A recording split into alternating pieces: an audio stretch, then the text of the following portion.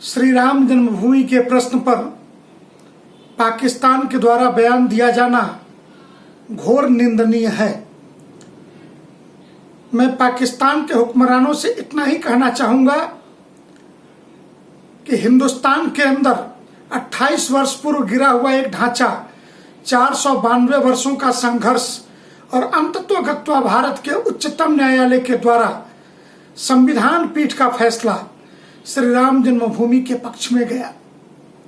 और आप 28 वर्षों के बाद अगर इस विषय पर हमें भड़का रहे हैं तो एक बात ध्यान रखिए कि हिसाब तो आपको देना है कि तक्षशिला से लेकर के शारदा पीठ के खंडहर चीख चीख करके अपनी गवाही दे रहे हैं। हिंदुस्तान में ये सच है कि इस देश का विभाजन धर्म के आधार पर हुआ था। अयोध्या, मथुरा, काशी सभी मुगल आक्रांताओं ने ही तोड़े थे।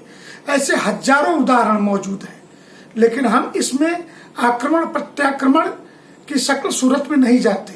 हम इतना ही कहना चाहते हैं कि आखिरकार पाकिस्तान आ ही गया अपनी जात पर, और आना ही था, क्योंकि पाकिस्तान के पैसे से जो पोषित पीएफआई के द्वारा फंडेड लोग थे, अभी कुछ दिन पहले कि राम मंदिर न बने, कभी कपिल सिब्बल, कभी उदित राज, कभी दिलीप मंडल, ये बोलते हुए अलग अलग तर्कों से पाए गए।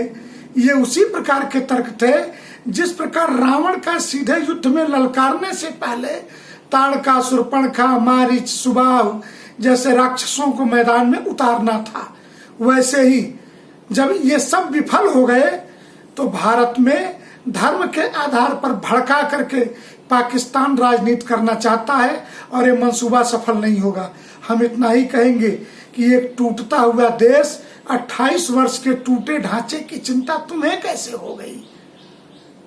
तुम्हारे देश में जब इस वर्ष सिंध प्रांत के अंदर लोगों ने कि उनके अपने पूर्वज महाराजा ताहिर की बड़े पैमाने पे जयंती मनाई, और बलूचिस्तान ठीक प्रकार से विद्रोह कर बैठा, और पीओके तो हमारा है ही, तो टुकड़े टुकड़े में टूटता और बिखरता देश, उसे हिंदुस्तान के एक ढांचे के टूटने की इतनी चिंता है।